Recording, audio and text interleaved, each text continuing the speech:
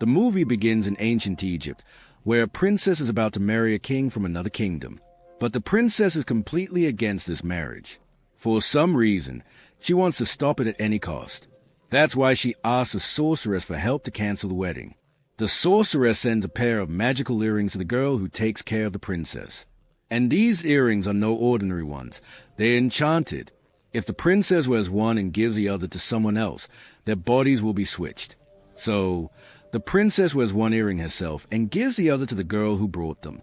As a result, the princess transforms into the girl, and the girl becomes a princess. After that, the king takes the girl, who he believes is a princess, for marriage. The real princess is thrilled, thinking, "Wow, this is amazing." Now we shift to the present time. A scene opens in a college where a cheerleading team is performing and entertaining everyone. The college has an upcoming competition in a week, and their team is one of the participants. The leader of the team is a girl named Jess, the most beautiful girl in college. All the boys are crazy about her, and she is extremely proud and arrogant. As pretty as she is, she's equally mean. Her favorite activity is bullying other students. As a cool joke, she tells an overweight girl that she can join their team and practice with them. The poor girl, feeling hopeful, steps onto the stage. But the moment she arrives, everyone starts throwing trash at her and shouting, "Get her off the stage. This buffalo ruined the vibe." The overweight girl walks away sadly and heartbroken. Later, Jess is out with friends and visits an ice cream shop. She seductively flirts with the shop guy, making him drool. She asks, "How much is this ice cream?" And he replies, "For you? It's free. I'll give you whatever you want." After she leaves, the shop owner scolds the guy for giving free stuff, saying, "Do I look like your dad, who's going to pay for all this?" The guy silently covers the bill using donations meant for underprivileged kids. Creepy behavior, honestly. As Jess walks past them all, she notices an antique shop selling old items. Inside, she spots the magical earrings, the same ancient ones. When she asks the lady at the counter for the price, the woman says, "No, these aren't for sale. They'll go to auction. They're extremely rare." Jess gets furious and, using sleight of hand, manages to steal the real earrings and walks out. She's completely unaware that these earrings will soon bring her a whole lot of trouble. Meanwhile, we are introduced to Martin, a thief. He walks into a gas station with the intent to rob it. He threatens the guy at the counter to hand over the money. The poor guy gives him $40. That's all he had. Martin gets annoyed and says, "What the heck is this? Do I look like a beggar to you?" The cashier replies, "Can't you see? This is a gas station, not a bank. Oh, we have our snacks here." Martin, annoyed but hungry, fills his bag with chips and other items. Just then, Jess and her friends arrive at a gas station and, mistaking Martin for a pump attendant, ask him to fill up their car.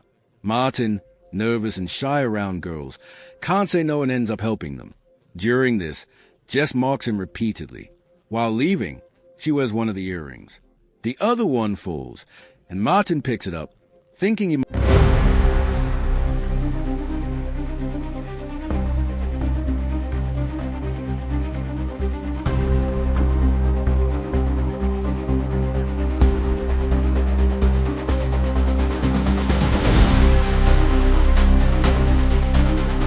might sell it for money. That night, Jess's boyfriend Billy comes over. She does consider him her boyfriend, but she still doesn't trust him enough to be physically intimate. Billy doesn't mind. He just wants her to be happy.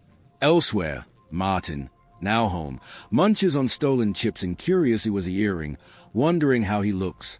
Boom! The body switch happens. The next morning, Jess wakes up in Martin's body and panics. She runs to the bathroom and, seeing her reflection, faints in shock. How am I a man now? No, this can't be happening. Jess, still in shock, begins questioning reality. Am I dreaming? This can't be real. Meanwhile, Martin, now in Jess's body, also wakes up confused and panicked. Who changed my gender overnight? What happened to me? Jess calls her best friend Apple and asks to meet up. But hearing Jess's deep male voice, Apple is confused. Why do you sound like a man? Still, Apple agrees to meet Jess at the spot she mentioned. When she gets there, she sees Martin in Jess's body and is terrified. She screams, "Don't come near me. I have pepper spray." Jess tries to explain, "I'm your friend, Jess." But Apple panics and sprays her in the face and runs off. Jess shouts, "Wait! At least hear me out. Remember when we first met in school? Your 2 front teeth were bigger than a mouse's? The other kids teased you and even knocked them out, but I was the one who stood up for you. Since then, we've been best friends for 12 years. Don't you trust me?" Apple is stunned because only Jess could have known that. She finally realizes, "Oh my God, it really is you." Apple lets Jess, in Martin's body, stay at her house since she can't go home looking like a man. She even informs Jess's parents that Jess will be staying with her for a week to study together. Now, Jess must figure out how to reverse the body swap within a week. First, she begins shaving and grooming, trying to feel a little more like herself. She